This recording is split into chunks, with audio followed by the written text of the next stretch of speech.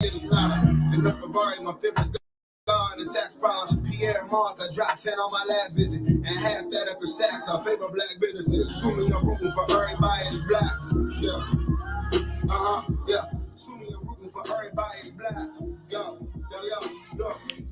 Assuming I'm rooting for everybody that's black. Smack down to rags. Assuming I'm rooting for everybody that's black. That's everybody. You have reached 130.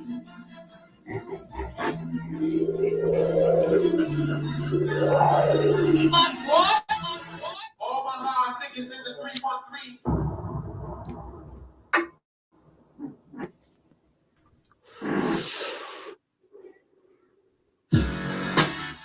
What up, though? What up, though? Hey,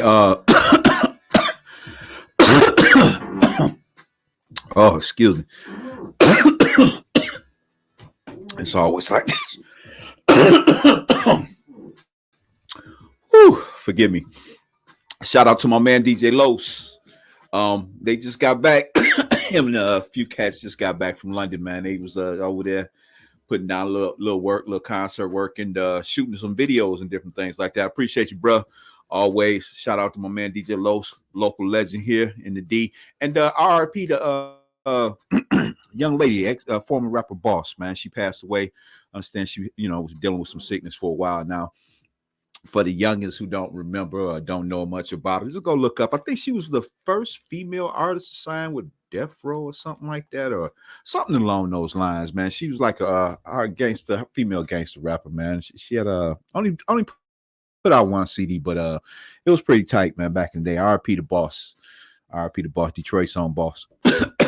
Hey, I'm your host. I go by New, just simple NEW, man. We're gonna try to keep this short and sweet as much as possible. Like the excuse me, title said, man. I really hadn't planned on saying much about it, man. But I seen a clip. My man Mike, getting the workout in, trying to get ready for the fight between he and Jake Paul or what have you. But before we even touch on that, man, let me hit these. Let me do that disclaimer thing. So we gonna talk about the Tyson thing first, and then the second half, man, we gonna do hit our second half of the show. We call it we stay on code no matter what, and we always keep it a buck. And that's when we go touch on the NFL, some of these new rule changes. Well, just one of the rule changes that really sticks out to me. We talk about that real quick. I think it's detrimental to what's going on. But anyway, let's do this real quick. No Fan Sports Podcast is providing this podcast as a public service, but it is neither a legal interpretation nor a statement of No Fan Sports Podcast policy. Reference to any specific product or entity does not constitute an endorsement or recommendation by No Fan Sports Podcast. The views expressed by guests are their own, and their appearance on the program does not imply an endorsement of them or any entity that they represent. Views and opinions expressed by myself are those of my own and do not necessarily reflect the view of No Fan Sports Podcast or any of its officials. And also, copyright disclaimer under Section 107, the copyright of 1976, allowances made for fair use for purposes such as criticism, comments, news reporting, scholarship, and research. Fair use is use permitted by copyright statute that might otherwise be infringing.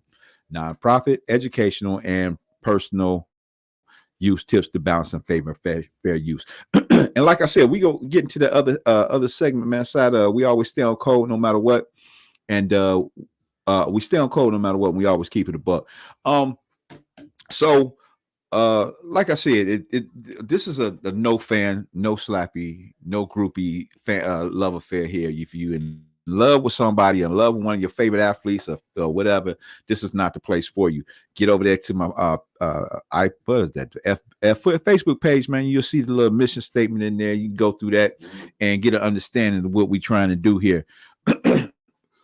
So we're just trying to have some good regular dialogue without the love affair. Just talk about whatever sport it is or whatever's going on at this particular time. So keep your feelings. If you can't keep your feelings buttoned up and you fall in love and you got one of them little charm bracelets, little broken heart, the little half heart, you got that one heart, you need to hang out with that person that got the other heart, okay? The other half of that heart, if you know what I'm saying. So anyway, Jake Paul, Mike Tyson got a exhibition. I don't know. It's gonna be called an exhibition because Mike is not fighting professionally, and Jake Paul just he's a freelance fighter, YouTube sensation. That's how I understand how he got on the map. I haven't really watched any of his fights. I think it really started with he and Nate Robinson. I think he knocked Nate out or knocked Nate down or whatever, however that went, and it's pretty much been going on since then.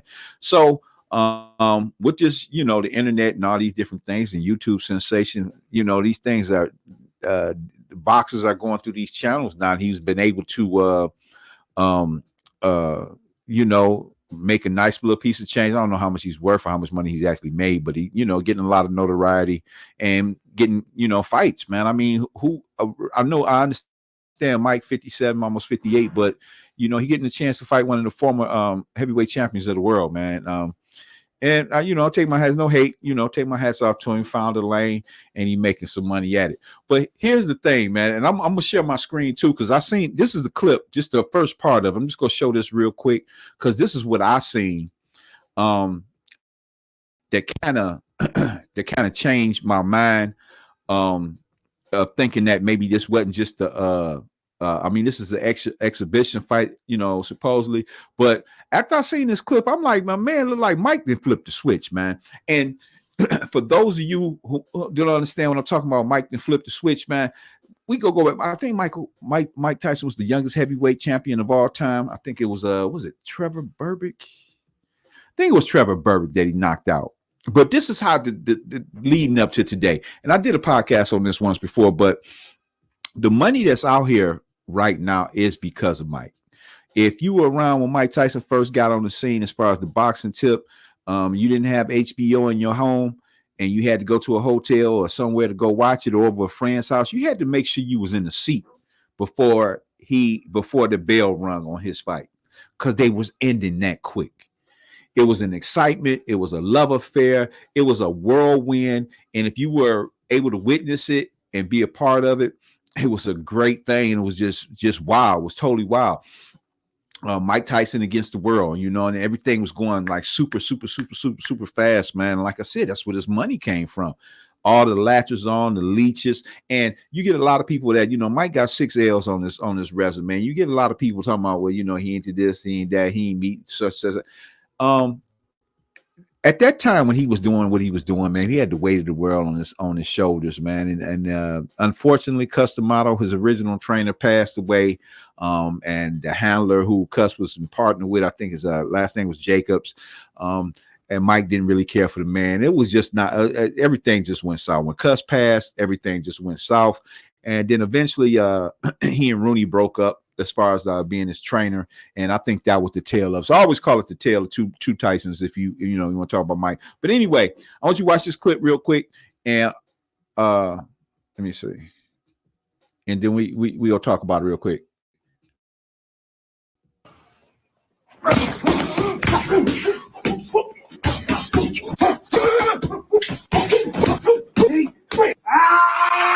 Day 3.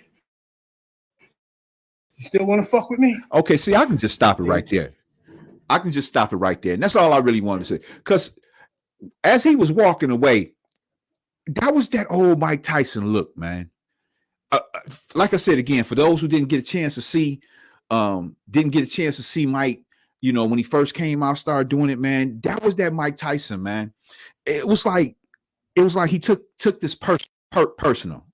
No matter who it was he was fighting, man, it seemed like he took it personal. It was personal to him, and he wanted to inflict pain, and that's what this was all about. So, from what I understand, how they linked up or whatever, it seemed like it was pretty commercial, just all in fun at one particular point, But my question is now, are we kind of like, like I said, it looked like he didn't flip the switch, and then now we're looking at like, okay, is it like, I'm gonna teach this young man not to disrespect the game? Like, does Mike really respect him as a YouTube boxer or as a boxer, period? Is he going in to inflict some pain to show this young man, who boss? Now, don't get me wrong, Mike 57. He and Roy Jones had a spar, had a exhibition match. It went pretty well. It was interesting. But for some reason, I just think this is different, man. I think Mike is out to teach a lesson, And if you watch these clips, and we go, let me hit another one. We're gonna just a little bit more. Just give you another little taste of what he's talking about. Listen to it. Two, I'm getting ready for you. 1,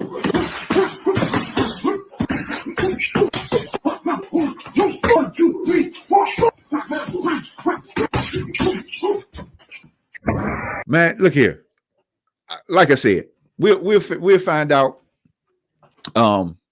whether that's gonna be if Mike coming in there on the BS, or is he really giving he go get that young man that smoke, man. And I won't even whoop him.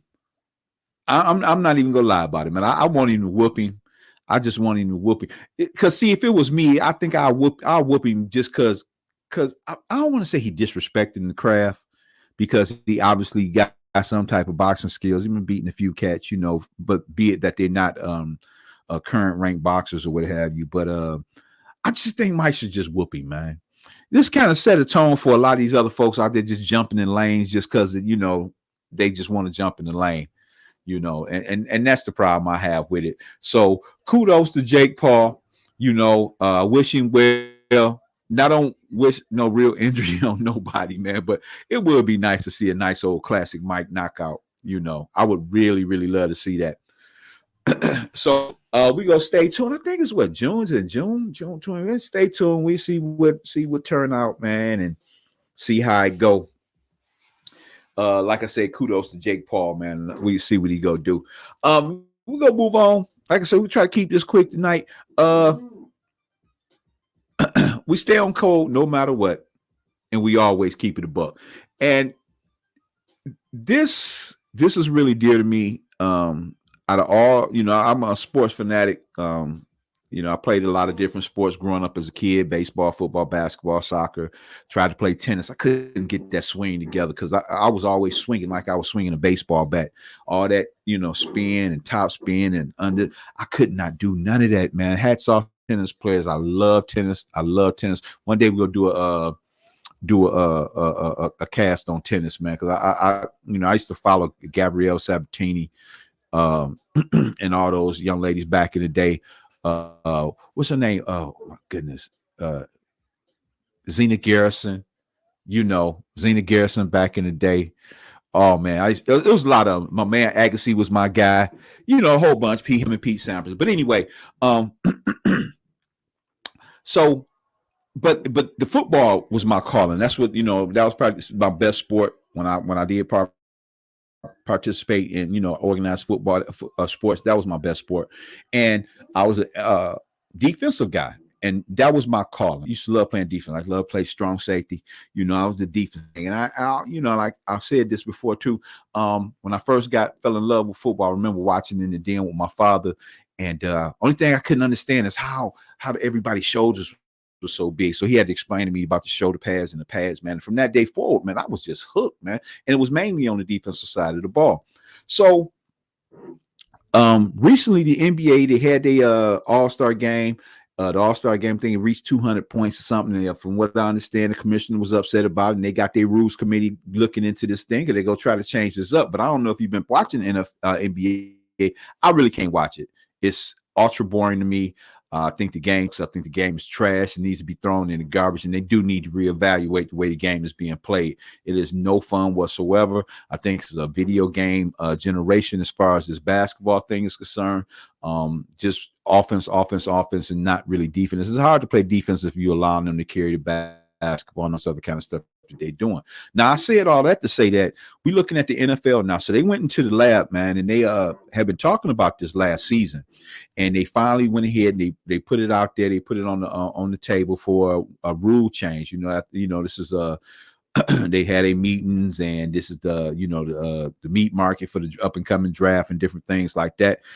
And then they had a rules committee, and they get out and talk about some things that they're thinking about changing. So the NFL submitted a hip drop tackle penalty. This is one of the things that they submitted. Now, this is a article that was in hold on.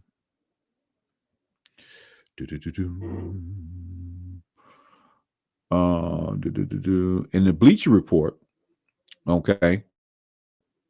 It's an article that was in the Bleacher Report where they had, and this was it was dated March 20th, written by Adam Wells. So the hip drop tackle is this is what they introduced out there, and just that quick they introduced it, and lo and behold, it came right back.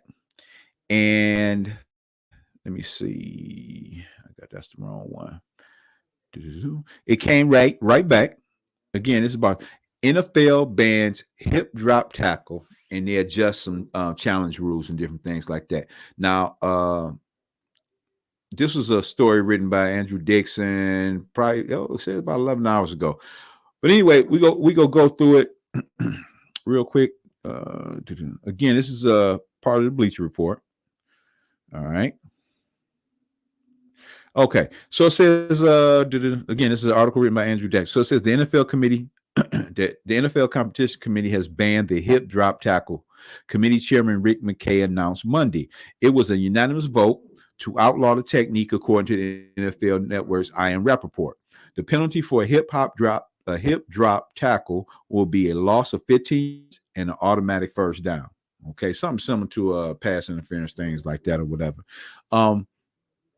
So, for those of you who don't know what the hip drop is, or have an idea, because it took me a minute. My son was trying to explain it to me. He don't really care for it either. He used to play running back, so naturally I don't think he would care for it either. But I got my own personal views, and that's why I say we keep it a buck, no matter what. We go stay on code too. We keep it a buck. And it says here though, to go on a little further, says that data indicated that the hip drop tackle had an injury rate of 20 to 25 times higher than that of other tackles, according to Yahoo Sports, Jory Epstein. Now, this is the funny part with me. Any other tackle. For those who played the game, whether you agree with the hip drop, are you happy the rule is in there? Because it's a young man out there. I'm gonna get to him in just a second. NFL player that's all for this new rule, loving every minute of it. Love it, love it, love it. He supports it all together. But I just know this is one of them instances that if you play the game, I'm sitting here trying to figure out and think of some scenarios. And back when I was actively playing, it was just a long time ago. We had our rules, and rules are, you do need the rules in order. Because I mean, back in I think it was like 1906 or whatever, when they first started trying to do this football thing. Before it was NFL, a lot of the origins of football come from rugby, and they didn't wear any pads or anything, and they was having some issues, and they was having a lot of deaths. Actually, they was having deaths during the course of the year. And if I'm not mistaken, someone reached out to Roosevelt, and they was like, we're going to have to do something about this NFL, or just stop playing this game because people were dying. So they was having a lot of serious injuries, and people were dying. They doing this, no helmets, no nothing, leather helmet. This was a long time ago in the late 1800s or whatever.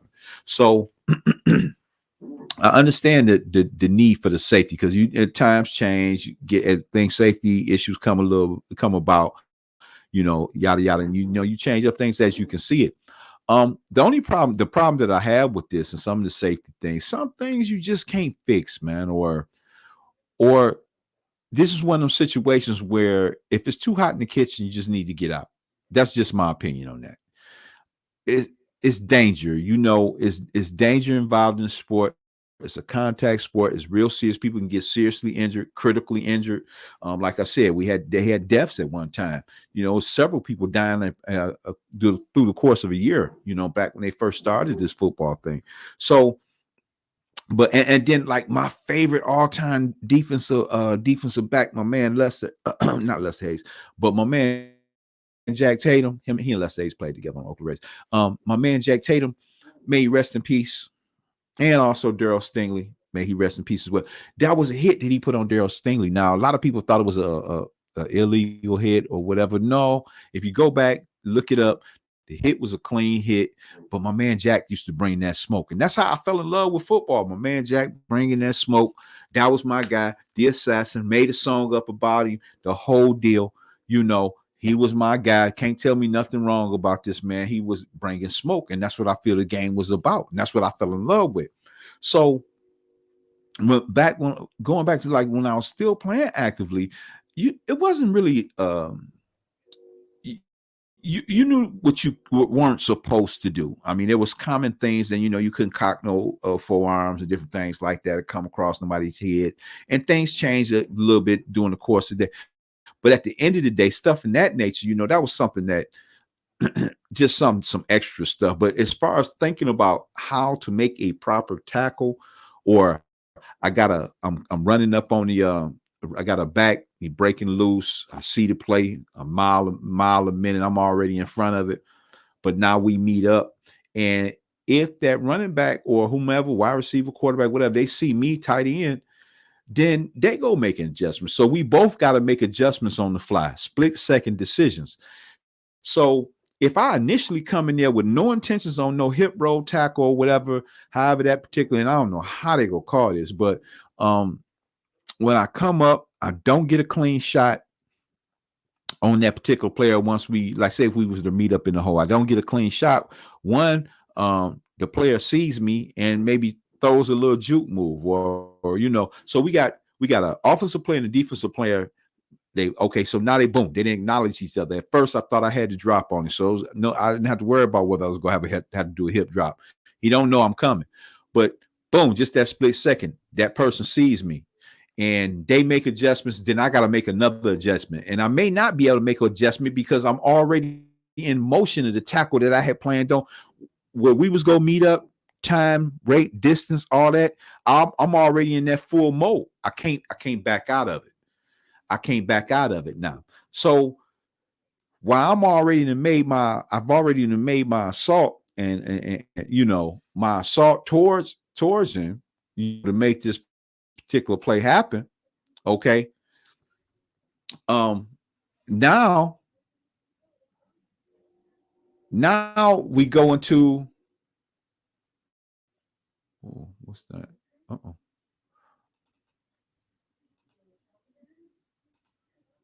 Can you put that down? Oh my goodness. I hope that ain't in the way. Anyway, so now I go into my I'm already into my, my angle, the angle I took to go make this tackle. And I'm already, my timing is just right. I'm coming in to bring that smoke. Well, that back, receiver, quarterback, tight end, whatever, they see me and they make an adjustment.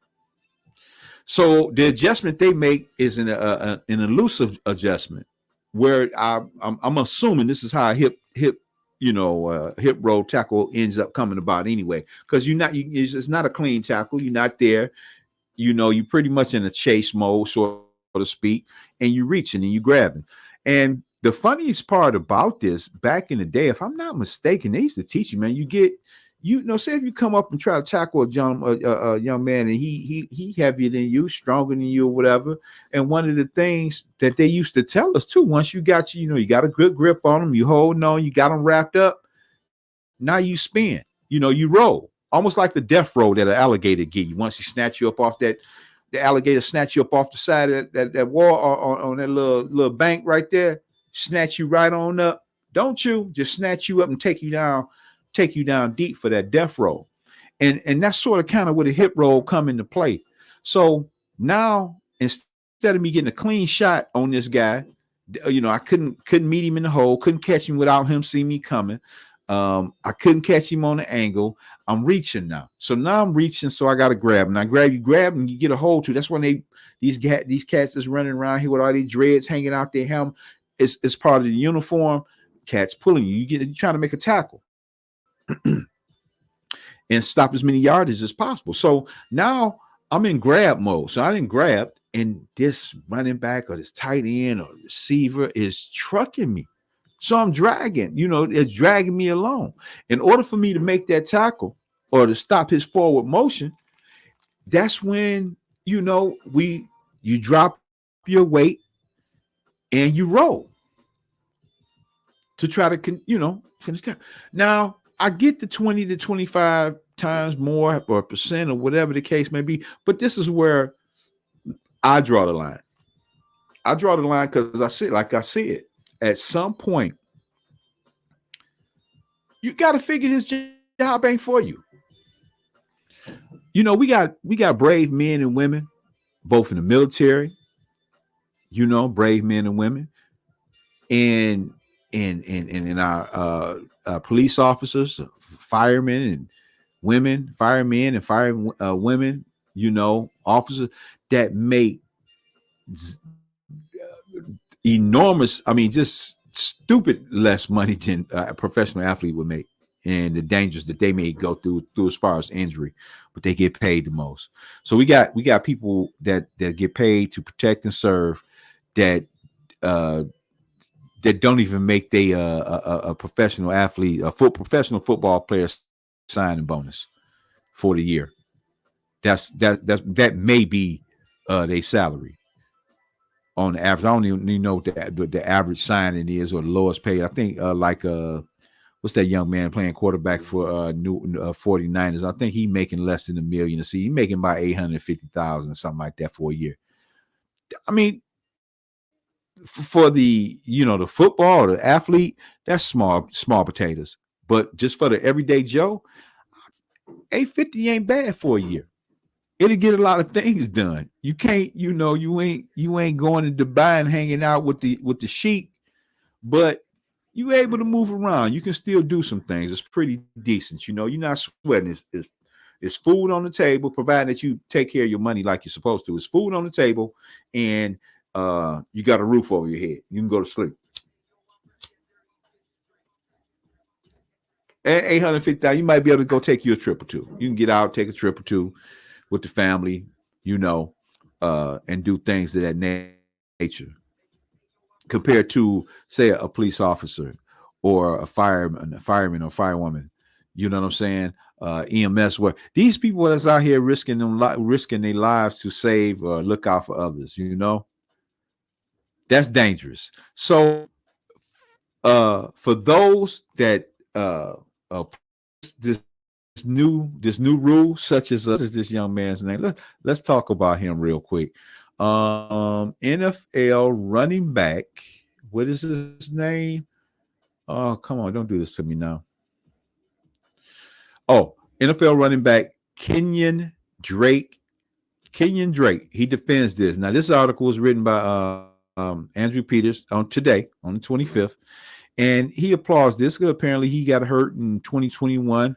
Ankle gave way to a hip drop type tackle. So he's like, and this is him, quote, this is Kenyon Drake, quote, "I don't care about popular opinion." Drake wrote this in a post on X. "I lost my right ankle in a quarter of the 21 season to this type of tackle. Something had to give, and I'm glad it's not anybody's legs, ankles anymore." So he's advocating this new penalty, and he's making it seem, well, from this particular statement that he made, trying to make it seem as if though it's going to be just that simple to call this, or snatch this play up out of there, or for the ref to be able to call it. Because I'm trying to figure out how they go call it, because you got to get all the motions. I mean, you got to. Are you right there when each player is in a motion to go make things happen? So I'm trying to figure out how they go call this. But at the end of the day, I don't like it. I think the rule is I don't want to call it dumb or stupid, because you are trying to be safety. You don't want to see anybody get hurt. But again, too, in the same token, it's a part of the business. It's a dangerous sport. Pads or with or without pads. It's just a dangerous, you got big bodies colliding at full speed, man. That's some serious stuff. And when you look at it, like I said, when I first fell in love with the game of football, man, I was sitting there watching fun, and it was them collisions that I got excited about. And I played on the offensive side of the ball too. I played a little running back, so that I didn't mind. Play quarterback too, but anyway, I didn't mind. I mean, because it's on the offensive side of the ball. One of the things, like 3 elements I gave my son when he was as a kid, fundamentals, stiff arms, ball carrying in proper hand, and finishing your runs out. If you go back and watch some old footage, my man Walter Payton, Sweetness, may he rest in peace. You go watch some old footage of him, and you have to ask yourself, man, when it comes time to worry about whether you go hip roll or horse collar or chop. Walter Payton, you didn't have time to be thinking about what was going on, because not only was they didn't call him Sweetness for nothing. I mean, he used to shake a brother down, but when it got down to it, Walter dipped that shoulder on you and run through you. So as a defensive player, you coming up like, okay, I can't hip roll, I can't do this, I don't worry about how. It's a lot of thinking process that's going on, and I just think that's going to affect the game in a negative aspect. And I liken it to the NBA because it's clear that the brass and all parties involved went for scoring. They wanted to see more offense, and that's what we're looking at now. But the way the game is being played is just, to me, it's just so much that I can't even stomach, man. You got the guys come down, everybody standing above the three, and then you got make the one ball handler make a one-on-one move. If they can't penetrate all the way to the basket, then you kick it out to a standing, who's standing waiting to shoot a three. Just the game is just boring, very terrible. And I'm afraid with the NFL, these type of moves, and they keep changing rules and different things like this, man. I mean, I've already put this out here too before, and I swear, man, if they get started, y'all make sure y'all look me up over here at No Fan, man, because I want my cut. We either on our way, and they just added this to the Olympics. From what I understand, they're gonna have a flag football in the Olympics this next up and coming Olympic. Well, NFL, just throw the pads away. You can either do it one or two ways. You can do it like a professional 7-on-7 league or a professional flag football league. And in that way, we just nip everything at the bud. You don't have to worry about the contact whatsoever.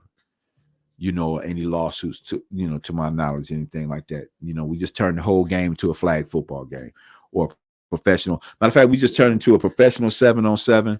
All y'all want to see is scoring anyway. So we turn into a professional 7-on-7. No need for any offensive linemen. We just go back there and just toss the ball around. Don't need nobody else. And this is what the NFL looks like it's turning into, because they're trying to, the CTE thing got them bugged. And I get it. CTE is very serious and all of that. You got to pick a different line of work. All lines of work is not equal to everybody. It may not be for you. And I had a friend of mine said, if they had it to do all over again, that they probably wouldn't have played football as much as they did coming up as a kid.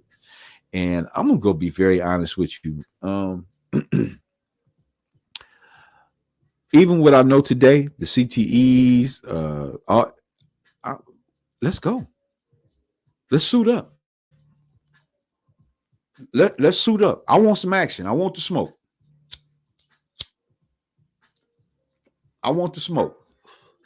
We got to suit up. That was my love affair with the game of football, and it hurt. It hurt when you stop playing. I didn't play professionally, but I can imagine how they feel, man. You had to walk away from that game, especially if you truly love it. So my answer to this particular rule and the change, because it's affecting the defense, it's affecting the defensive players on what they want to play, and I think some of these rule changes was a direct reflect on my man Hanlon, who got almost died on the field for the Buffalo Bills. And if you go back and look at that particular play, you can see how soft he came up kind of gingerly, naturally not trying to get penalized. And the wide receiver, I forget what his name was, but he was finishing off his offensive, he's finishing off his run. And just so happened in that split second, because Hamlin came up, kind of soft tip and didn't really want to, make a hard tackle and fulfill a penalty, in my opinion. And my man, like you're supposed to protect yourself at all times, and he, dipped that shoulder, and his helmet ended up in his chest. You handicapped in the defense. I don't see where this is going to help the game. And that's why I liken it to what the current NBA is looking like. It's no defense, just too much offense. I like offense, don't get me wrong, but we're supposed to be able to enjoy the game at all facets. And right now, I just don't see that same type of enjoyment, same type of fire. And I'm afraid that the NFL is creeping slowly in that direction, because right now I just think the defense is just so much at a disadvantage in regards to these rules that they laying down, and especially the roughing the passers and the roughing penalties and different things like that. Where the ball is at, man? Can we just play? In hockey, they got a little, they can, drop hell. They don't even have to drop the puck. They drop the puck and they just drop the gloves. They won't even act like they finna play hockey. My man and them that talked in the locker room, or they didn't said a few words on the floor, on the ice. As soon as the puck drop, they just throw the gloves off. And it's like the refs know it already, and all the people that's watching it, they already know it, man. These guys finna throw hands. In hockey, after they throw hands, I think it's like, first person fall, they'll break it up then, and they throw them hands, and then they make their way back over to the little, penalty box, sit out the 5 minutes or whatever, how long the penalty is, and they get back to playing the game. Now, the funny thing about it, I forget this is a new young fella out there, I think about 6'7", big guy. I think he played for Toronto. And he ain't even had a chance to really play hockey because everybody wasn't trying, because he been whooping, he been whooping cats. So I'm trying to figure out, man, we can't sit back and just watch a game, man, where there's no contact involved in it. And that's where the start, or that's where that game, that's the game's humble beginnings, is contact. It's a physical sport. And if, like I said, man, if it's too hot in the kitchen, you just got to get out.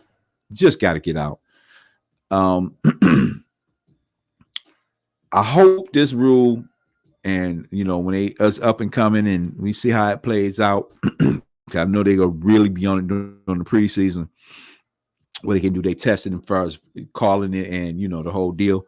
I'm just not with it, man. Just messing up the game that I love, killing the game that I love, man. Just slowly, just tearing it, just breaking it down and tearing from its fibers. This is not it. This is not it. Shame on the NFL for this one. Any of the players that agree with this, I know most naturally be most offensive players. But at this particular point, I have to question your heart. Get paid a lot of money, man. It's a brutal game. There's some people that don't do, they're not in the entertainment business, but they put their lives on the line for you and I. So you can be in the entertainment business, and they don't get paid half, a quarter of what you get paid to do what you do. No hate, just that we just need to let the game be the game. Kill all those rule changes. Hey, I'm your host, man. I go by New, just simple NEW. We get a chance, hit the follow me over there on YouTube and Instagram, all the X's and all that kind of stuff. Follow us up, help us here. Go over to YouTube, hit the thumbs up, like and subscribe to the channel, so we can get some support. We trying to get this thing going. Try to get just move this thing, keep this train moving, man. You know what I'm saying? Like, share with your family and friends, let everybody check it out. If you didn't get a chance to check this out live, you see it, in passing, or it gets shared to you, go and leave some comments, man. We always looking for dialogue. I would love to hear anyone and everyone's opinion in regards to what they think about this new hip drop rule. I just shared my experience, my personal opinion with it. I don't like it. I don't see this being a great thing for the NFL or football. May help on 20 to 25% injury with this particular tackle, but I didn't know that NFL was schooled on how many different tackles do they have then. If you're able to monitor and this tackle is coming, how many tackles is it? That's what I'm saying. But like I said, hit the like and subscribe button so when we going live next time and different things like that. If you get a chance, leave a comment. You wasn't here when you just let me know you was a day late and $1 short, man. Would love to hear what y'all think about that hip drop rule. It was other rule changes. They're changing the kickoff again, and I think they're adding adding a free what they call that, overturn challenge call if you get your first one right or something, or first two or whatever. They're giving you another one. So I think you end up with like 3 challenges or what have you. That was the other 2 things that they talk about. I can deal with the challenge. I wish, football was, you didn't have to challenge none of that, dude. If, it was at real time. Refs made a mistake, they just made a mistake, and you just had to play through it and figure out how to overcome that particular mistake. And yes, some of them times, be, more costly than others, but, error or it's just part of the game, man. It's just part of the game. So I don't know where they're going with this hip drop thing. I don't see it as being a great rule for the NFL. I hope it gets dropped. Then again, I hope nobody get hurt or anything like that. But I just think it's a dumb rule, man. And at the end of the day, like I said, if this game too high, it's too rough for you. Because any snap you can. I remember playing. We wasn't even in pass. I remember playing, man. I got a broken thumb, man.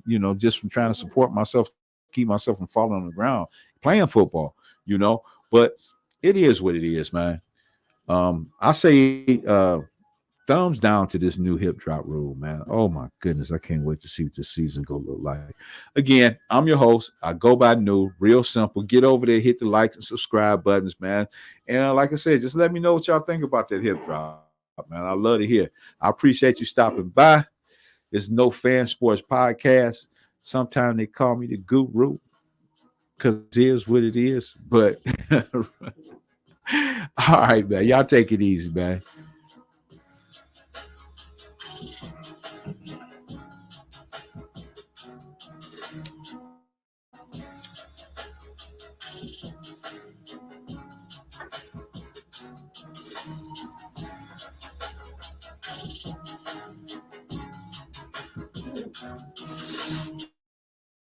That's my bad, DJ Los.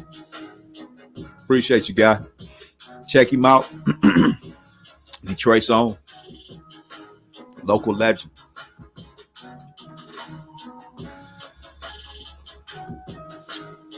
Like I said, he just got back. Shooting video in London, That's what's up.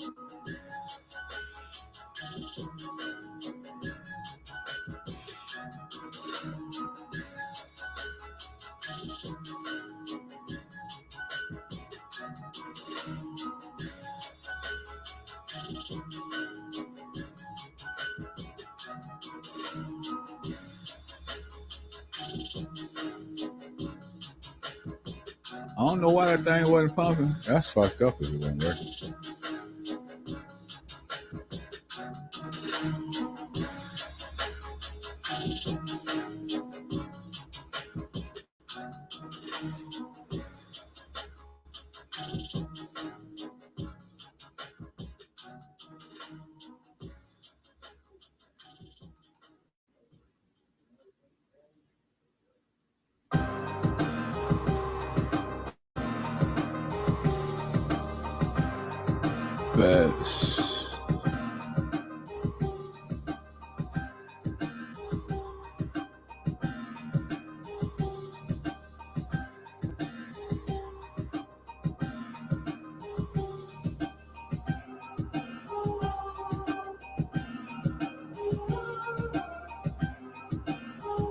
Best ride.